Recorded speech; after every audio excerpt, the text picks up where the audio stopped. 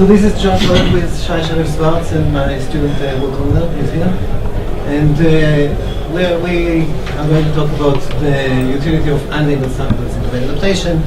So you will see in a second, but the main point that we want to emphasize is that the question is to what extent can we use unlabeled data from the target source in order to adapt our learner to the target task. So I think I have a quick introduction to domain adaptation, which we've already seen today.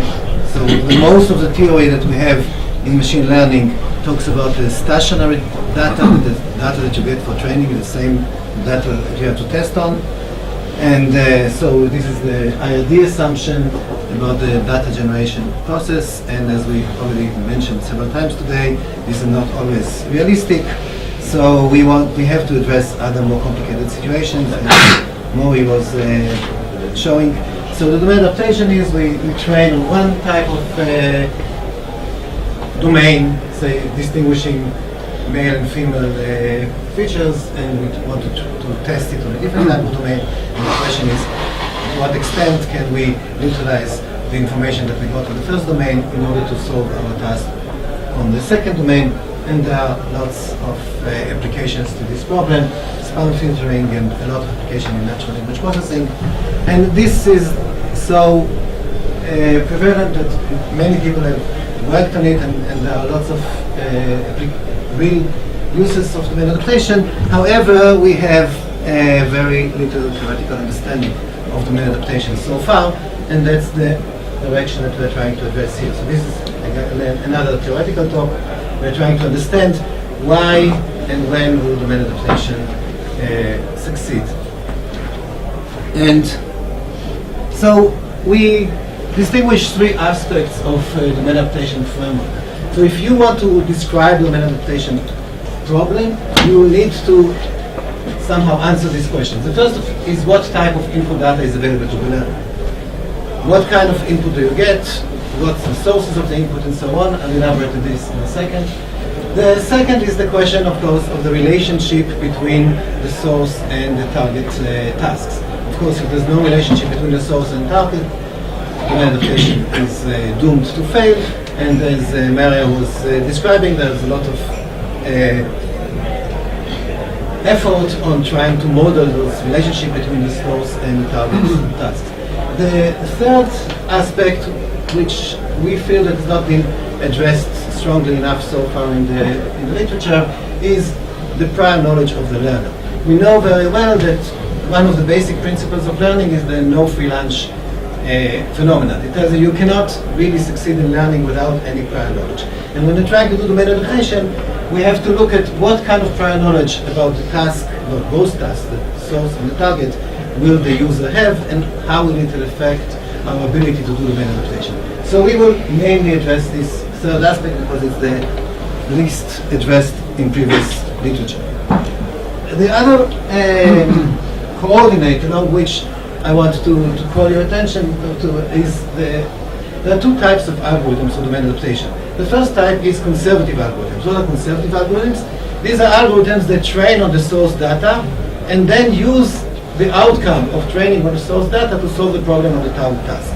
And in many situations we can say if the tasks are not too different, then if you train well and you have a good solution for the source distribution, it's also good for the target. The more interesting direction is the adaptive algorithms. These algorithms, they really utilize some information from the target in order to change your predictor and adapt it to the target and not just use the same predictor that you learned for the source. So we will want to focus more on the adaptive space of algorithms. So what I'm going to do now is go through these aspects and elaborate a little bit on each of them. So I'll start with the type of input available to the learner. And we can think of domain adaptation as you're trying to learn, but you don't have the real data that you would like to have. You would like to have labeled examples generated by the target tasks, but you can't get them. So instead you get some proxy data. What is the proxy data that you get? Either labeled data from a different distribution, the source distribution, or lots of unlabeled data from the target distribution. And this is kind of proxy to the information you really would like to have, and it's labeled target information. And we want to know how much do you lose by using this proxy training data rather than the data you would have rather had.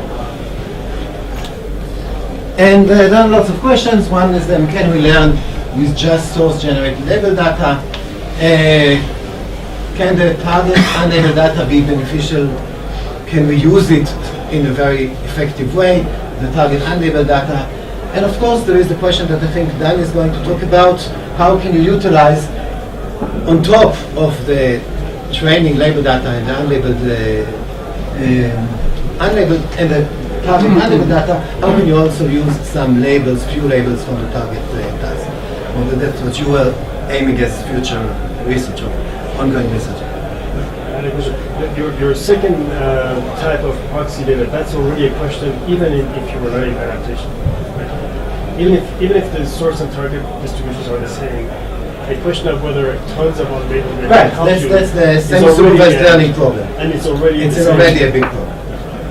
So it's really a big problem. How can you utilize unlabeled data? And as Moa was saying, it's not just the unlabeled data in the domain adaptation problem, but even unlabeled data in your own problem, which is it's not clear how to utilize it, and we want to find ways to utilize it because this is cheap data compared to the labeled examples. So the second aspect that we want to analyze in order to define the domain adaptation problem is how do we measure the relatedness between the source task and the target task. And there are two aspects. We view task as a distribution over instances and labels, so we can somehow factorize this question into asking what is the relationship between the marginal distribution over the unlabeled data and what is the relationship between the labels of the two problems. So relatedness for the unlabeled marginal data, we can view it under two viewpoints. One is look at multiplicative measures of distance between distributions, and the other is look at additive measures of the distance. But what we've seen so far are bounds based on additive measure. The discrepancy that Mea was talking about is an additive. We look at the maximum difference between the weight of a set under the source data distribution and the weight of the same set under the target. We look at the difference. It's an additive distance. We could also talk about the multiplicative, the ratio between the two weights. So these are two ways of measuring the discrepancy between the unlabeled distributions. And then there is the question of how do we measure the relatedness between the labeling functions. Of course, we need to also worry about how the labelings of the two tasks are related. And we could either talk about absolute relationship, like the covariant shift assumption that I'll elaborate on in the future, later, or relative to some hypothesis class, which is what we've seen so far. So we are measuring the relatedness on the unlabeled distribution and the relatedness on the labeling function between the two tasks. And the last point that I want to focus on is this issue of what is the prior knowledge available to the learner. So the learner can have prior knowledge about the source task, and the learner can have prior knowledge about the target task, and each of them can be in different forms. It can be in terms of realizability with respect to some hypothesis class, like the thing that we've seen earlier. You assume that the true labeling functions comes from the class that is available to you. You can say that it just has a good approximation by the class. You can talk about a good kernel, but we have to distinguish here between all of those measures of our prior knowledge. There can be with respect to the source task, and there can be with respect to the target task, and those are two different sources of prior knowledge. These are two different situations. So we want to analyze what is the difference between these two types of knowledge, and we will show very clear distinction between the kind of results that you can obtain if you assume knowledge about the source task to the kind of results that you can obtain if you assume prior knowledge about the target task. So this is the point I'd like to mention some previous work. So there was a lot of work on conservative algorithms. To remind you, conservative algorithms are those algorithms that learn the source and then use what you learned about the source to predict for the target. So this was the work with John Blitzer and Kobe Kremer and Fernando Pereira that gave the first bound, and then there was an extension and visualization of this bound by Mansour and Mori and Abshin. And the bounds are basically of this type. They say that the error of the H that you train on the source, so you train on the source data, its error on the target is bounded by the empirical error that you got on the source, plus two terms, and one of them is the additive distance between the marginal distributions, and the other one, the other term, has to do with the relationship between the labelings.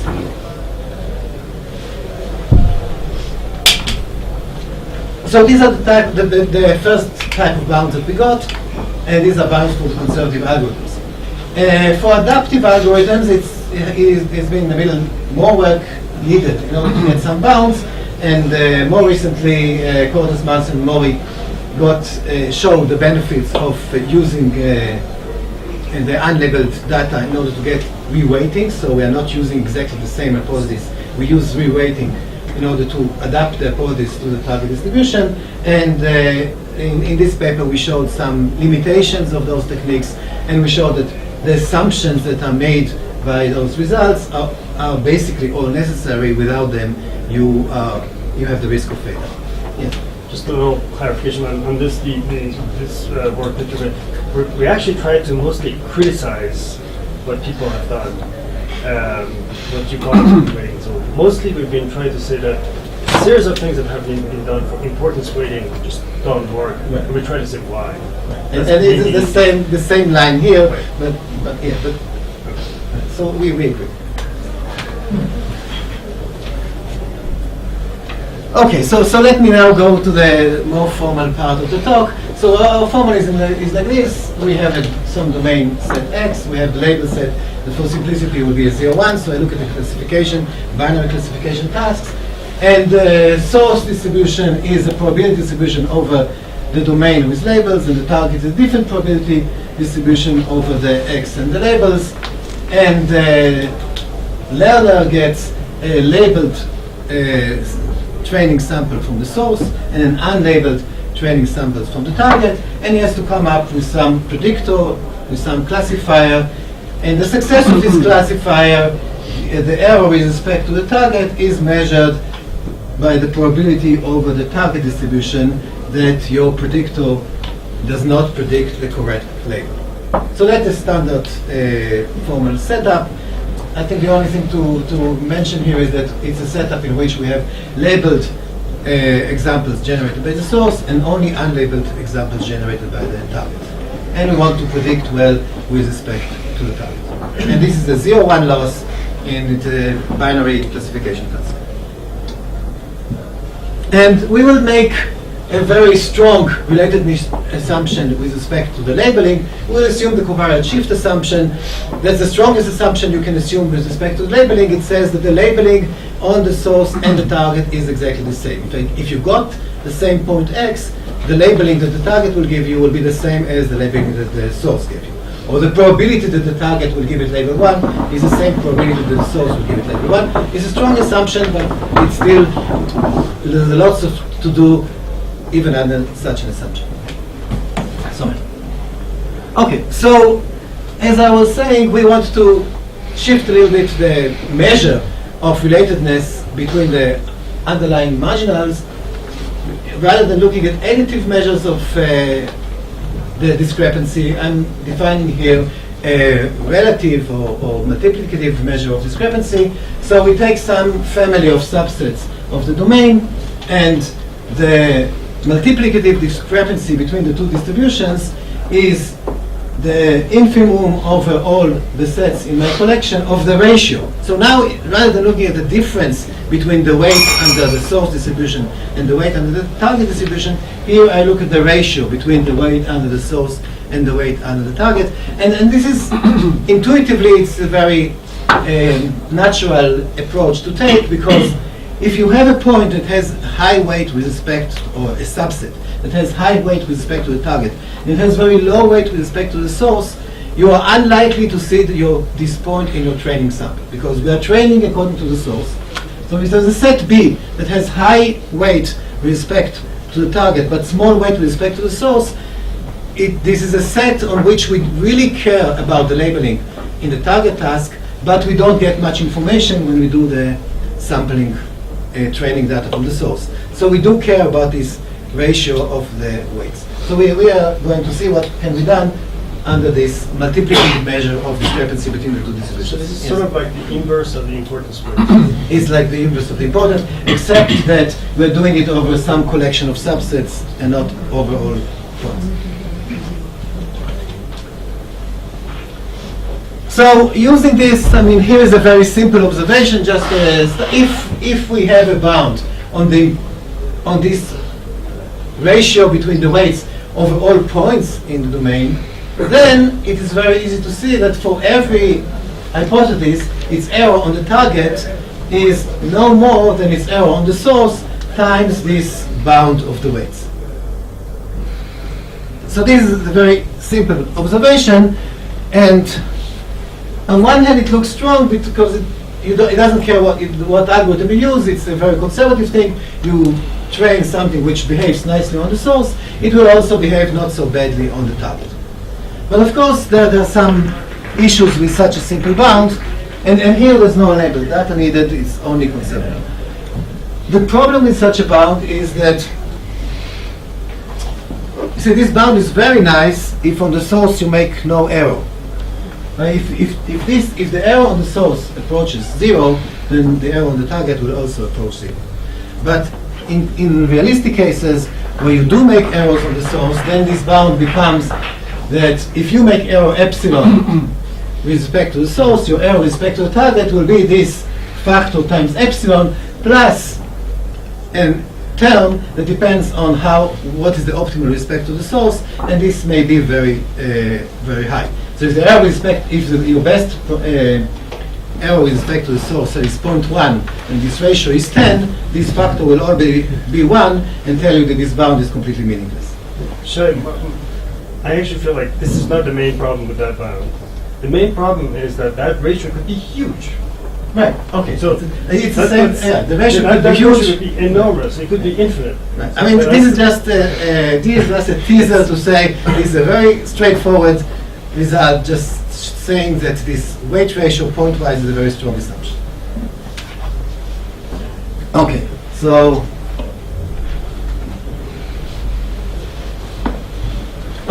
but we want the first result that we will show, the first meaningful result that we will show is we'll show how to overcome this term in a very specific setup, in the setup of nearest neighbor prediction under additional assumption, and the assumption is that our labeling function satisfies the Lipschitz condition. So we want now to look at a situation in which we can overcome this term, we can get error with respect to the target which is arbitrarily close to the best error you'll get with respect to the source, using a very simple nearest neighbor algorithm, and we will need some assumption about the niceness of the underlying labeling function. So as everybody knows, like the Lipschitz condition is of a function, a labeling function L, is you want that the two close points will not have different labels. So the Lipschitz condition of the labeling can only hold if the data is very nicely clustered, the ones are separated by from the zeros, and there is a gap between them. And if there is such a gap, then I can guarantee that no close points have opposing labels. But if the data is continuous, no, Lipschitz can never hold, because you will always have points around the boundary which have opposing labels and are arbitrarily close to each other. So Lipschitz will always fail if you have a binary classifier. We overcome this by relaxing the Lipschitz to a notion that we call probabilistic Lipschitz, and probabilistic Lipschitz measures just the probability that the Lipschitz will be violated. So we relax the Lipschitz assumption to a probabilistic Lipschitz which says the probability that there will be a point with a neighbor of a different label which is close to our point, this probability is bounded. So we bound the probability of points being close to points of opposing label. So this is some way of quantifying something weaker, a relaxation of saying my data it clusters into clusters of homogeneous labels, and it is kind of saying the distribution around the boundary is very low. There are few points in the boundary areas. Those are the points that will violate the Lipschitz. So under this relaxed Lipschitz assumption, we can show that in nearest neighbor algorithms, we can get strong domain adaptation results. You can't. You still will have that error term as long as that relaxation isn't exact, right? You will see that we can eliminate this. As the sample size grows, our error when we train on the source will approach the error that you would get if you train on the target. We completely eliminate this gap. So what is the algorithm? The algorithm is a very simple nearest neighbor algorithm. You given a sample S from the source, you just use it for nearest neighbor. Now you get a point from the target, label it according to the label of the nearest neighbor point from your training sample in the source. So this is a conservative algorithm. It doesn't use any unlabeled target data, and we will provide sample guarantees for this algorithm. And so the basic guarantee that we can get under Lipschitz condition, this is the Lipschitz condition, we can get that the error with respect to the target of the hypothesis generated by this nearest neighbor simple algorithm is bounded by twice the base error plus a term that depends on the Lipschitzness plus a term that goes to zero as the samples go to infinity. But the main point to note here is that if we trained on the target, we will get the same bound except for the term here that depends on this weight ratio, and the term that depends on Lipschitz will still be there. The only difference is the term that depends on the weight ratio, and this goes to zero as m goes to infinity. And this 2 times the base error can be improved if we, instead of 1 nearest neighbor, we're doing k nearest neighbor, then we'll get here, instead of 2, we'll get 1 plus 1 over k. So with nearest neighbor algorithms under relaxed Lipschitz assumption, we can train on the source, use the source for nearest neighbor, and nearest neighbor algorithm with respect to the target will give me an error that approaches the nearest neighbor error with respect to the source. Somehow we overcame the problem of discrepancy between source and target. So, Yes. Go ahead. So I still have a problem with your capital C. So because I've done, you've seen my paper on importance weighting. Right. This is the problem. Capital C or 1 over capital C in this case, this could be huge. Exactly. Right. I'm not saying it's just. I think the value of this result is mainly conceptual. It tells you that asymptotically, as m goes to infinity, you get the same error with respect to the source as with respect to the target, but only asymptotically. And it should be contrasted with the previous result that had there an additive term that you could not overcome, even if the sample size went to infinity. And of course, the success of this depends on the weight ratio between the two distributions, which can be very big. But that could be, in fact, the 1 over C could be infinite, in which case, it doesn't matter if m is, whatever m you have, it's not going to, so you see. Right, and I think I'm one not way. saying this in a free way, because this is actually what happens quite a lot when you're doing Right. importance weighting. And I think one way of, I'm not trying to advocate this algorithm, just conceptually I want to show that under some situations, as you were mentioning, I think in your NIPS last year paper, that if the probability of seeing those points with high weight ratio is small, then we can somehow improve this constant to chop it off in the worst cases. Isn't that already how you're handling the opt p? Before when you had 1 over c times opt p, right? You had this constant term which is not dependent on. No, but this is the opt is the so base optimal predictor for the targets. There's nothing that you can do about it. right. But with the way you got rid of the 1 over c multiplicative factor on that. Before in the original bound you had a 1 over c times opt p, right? Right. And I guess I don't know. The main thing is that 1 over c opt p will not change as m grows. And here, Right. the term that depends on c will go to 0 as m goes to infinity. But That's as, the but main difference. the way the way you use the Lipschitz property is to eliminate that for those points which occur only in the. It's not the Lipschitz is needed. I mean, the use of the Lipschitz is needed for usual nearest neighbor guarantees as well. We can show that the same, and we can show lower bound on nearest neighbor learning on the without domain adaptation, which are very close to this one. But basically, you're just eating the loss for those points that are close to the boundary, right? I mean, without seeing the proof. I'm not sure that it's clear to everybody what we are discussing here. But I think the main point here is that if there are, we can analyze the performance of nearest neighbor without domain adaptation. You have a task, you're using nearest neighbor to predict. The result of the analysis will look exactly like this, except for this term C here. Sure.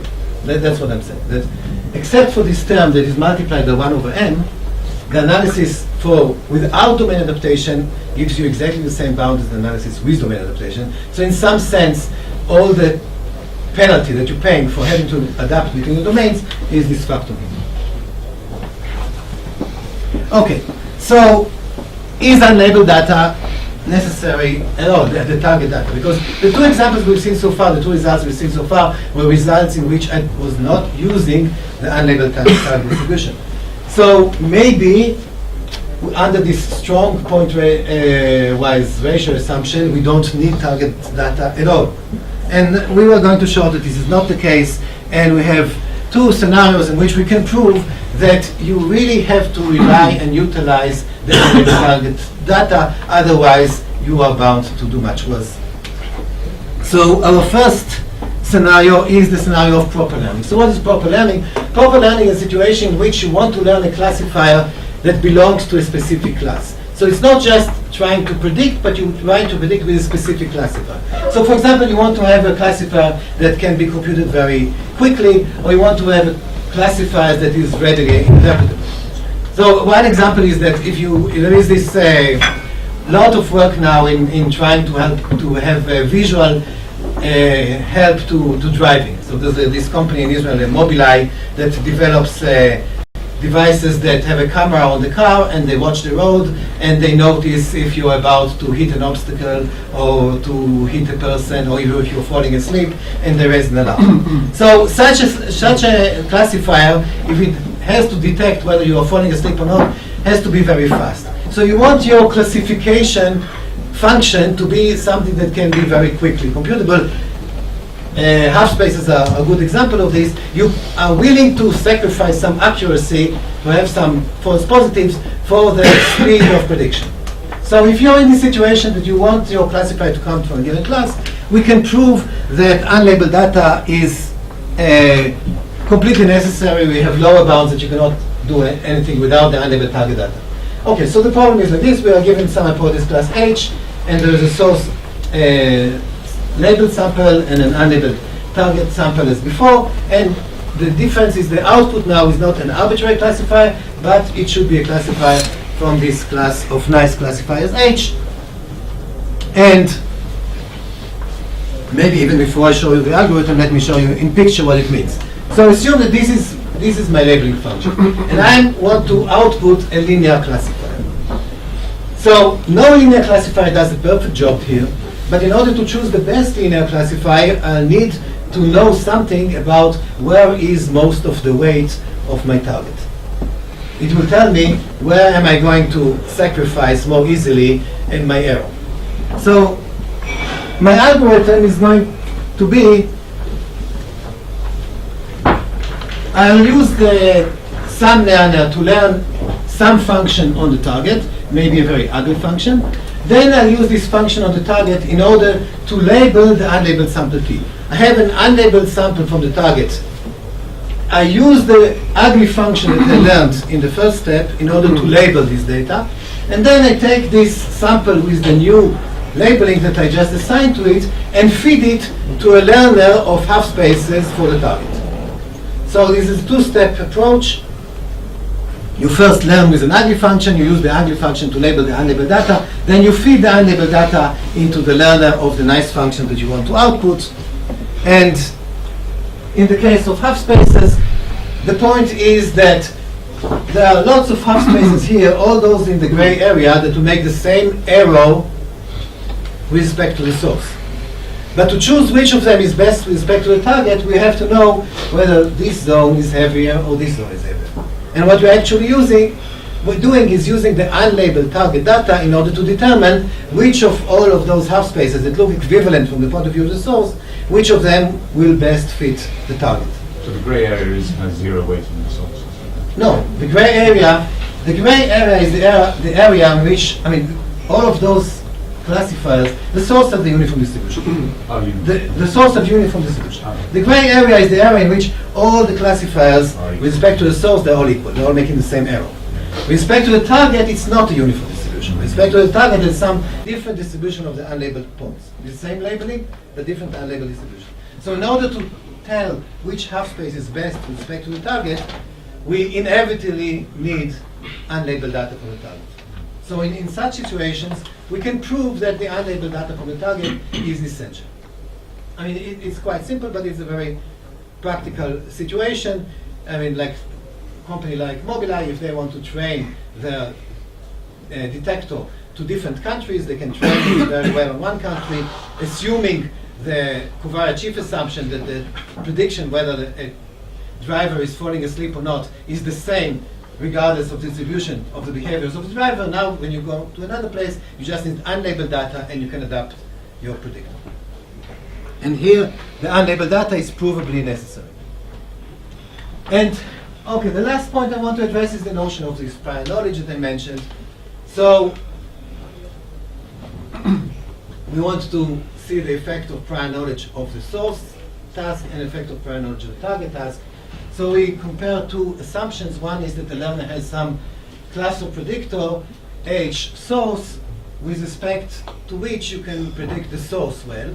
And the other assumption is that it has some other class, HT, with respect to which you can predict the target well. So we distinguish between these two situations in which we have good prior knowledge about the source or we have good prior knowledge about the target, and you want to compare in which of these two situations you need the unlabeled sample from the target. So, in the first case, if you have good prior knowledge about the source, we can show that there's no benefit from the use of unlabeled target distribution. We can find the basis of hypothesis with respect to the source, apply it to the target, and this is as good as we can do. However, in the second scenario, when all our information is about, we know very well a class that will predict well on the target, but we don't have information about the source. In this scenario, we can prove that unlabeled information from the target is really necessary in order to succeed. So we have here a very strong lower bound. So this is again our setting. Here we restrict our attention to the finite set X. It's the same situation as before, and we assume a favorable, this is a lower bound, so assume a very favorable condition here that this weight ratio, say, is bounded by 2. So the weight ratio is very strong. And still, what we are going to show is that, let me jump to the negative result. So we can show a very strong result here in terms of the need for unlabeled data. So for every finite domain X, there exists some class that has visit dimension 1. So it's a very simple class. You know that the target can be labeled by either the constant 0 function or the constant 1 function. And in spite of having this very strong knowledge, we can show that, so now I have to pass this bound myself, but so small s is the size of your unlabeled source sample, and small t is the size of your unlabeled target sample. And we can show a lower bound that you cannot learn as long as the sum of these two samples is less than square root of the domain size. So if all that I know is that information about the target and no information about the source, then the sum of the size of the source sample and the target sample should be at least as big as square root of the size of the domain. So I practically need to see all the points of my domain in order to learn. But where is the catch here? Why is it interesting? Because this is a bound on the sum of the source and the target. And we can show that if you have lots of target unlabeled data, you can handle this with very small source sample. So in such situations, there is inevitable need for large target data. Because the sum should be big, but this sum could really consist of small training sample from the source, and all of the hugeness of the sample could be supplied by unlabeled target samples, which are simple. So I don't know how much. How many time? You're almost up. 2 minutes. Oh, 2 minutes. Okay, so I want. We were very happy with our lower bound, but it's combinatorics and not so much applicable. So the lower bound is based on some nice combinatorial problem. I give you 3 samples. One of them was generated by one distribution. The second was generated by a second distribution. And I ask you, is the third sample generated by the first distribution or by the second distribution? And we get lower bounds for solving this probabilistic problem, and we apply these lower bounds for this probabilistic problem in order to show our lower bound on learning in this situation where we know that the target is either constant 1 or constant 0, but still we cannot learn it without having lots of unlabeled target distribution. So that's the reduction. And we also have a complementary positive result. And the complementary positive result is that we can learn in such a situation with very small source distribution, just depending on the visit dimension of the target class, as long as we have very large unlabeled target distribution. So we have here 2 complementary results saying that in a scenario in which I have information about the target and not about the source, I cannot learn without the sum of the 2 samples being very big, but I can learn if all this largeness is in the unlabeled target and the source labeled sample is pretty small. Do you see the whole of the target in that? I mean, the whole of the domain of the target? The unlabeled sample almost is the whole of the domain. Right? Okay. I mean, it's a sample. It's a not- sample, obviously, Right. so there's a Right. chance that it will Right. be one. But what I'm saying is that in this case, a lot of unlabeled target distribution compensates for the need No, I understand. of labeled source. Okay, so I let me like jump. that. Yeah. Let me skip all the proofs and jump directly to the conclusions. So, okay, so we investigated which assumptions allow the replacement of the perfect data by proxy data, or proxy data is data from the source distribution and unlabeled target distribution. And we saw that for some algorithms, the labeled source data suffices, either if we have a very good information about source realizability, or in the nearest neighbor situation, under relatedness, relaxed relatedness assumptions. But there are other scenarios in which the unlabeled target data is provably necessary and provably beneficial, and we discussed 2 such scenarios. One was the task of proper learning, when we need to output a classifier of a certain type, like Halfspaces, and the other was a scenario in which all our knowledge was about the target task, and we didn't have prior knowledge about the source task, and that was the lower bound that we showed in the last part of the talk. So thank you.